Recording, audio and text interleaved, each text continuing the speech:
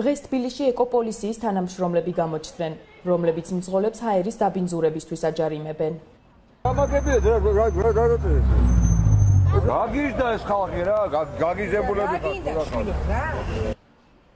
რა უწყების წარმომადგენლები არიან ეკოპოლიციის თანამშრომლები.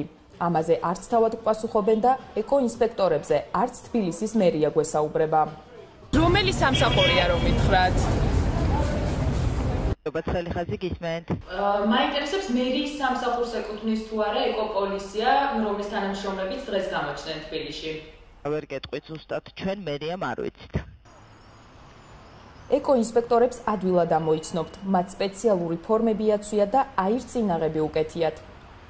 ინსპექტორები მანქანებს ადგილზე ამოწმებენ, ჯარიმის ოდენობა კი ჰაერის დაბინძურების ხარისხზეა დამოკიდებული. ეს გადასახადი მა? ასისულელია,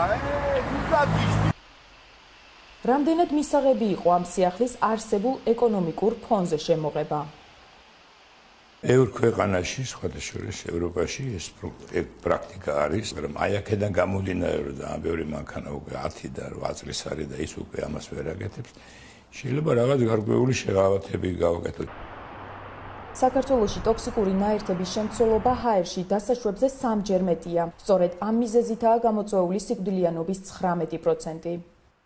ეს გამონაგვაფები ძალიან საშიში ადამიანის ჯანმრთელობისათვის, იმიტომ რომ დაახლოებით 200-მდე ტოქსიკურ ნივთიერებას ჩაიცავს და მათ შორის ისეთ საშინელებებს, როგორც აი მაგალითად ბენზოპირენი, რომელიც პირდაპირ ონკოლოგიურ დაავადებებს იწვევს. ჩვენთან კანონმდებლობით უნდა მოხდეს წახალისება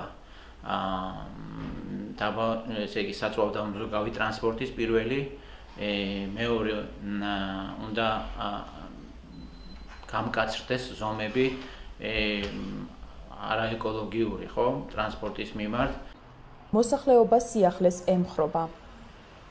იესალმებით თუ არა თქვენ ამ კანონს? მინდა. ადეკვატორი უნდა იყოს, იმიტომ რომ შესაძლებელი უნდა იყოს გადახდა, თორე ისე აუცილებელია. რა თქმა უნდა შემოწმდეს და საშინელება ხდება ქალაქში. გეგმავს თუ არა ეკოპოლიცია მანქანების მასობრივ დათვალიერებასა და სხვა შეზღუდვების დაწესებას ჯერჯერობით უცნობია.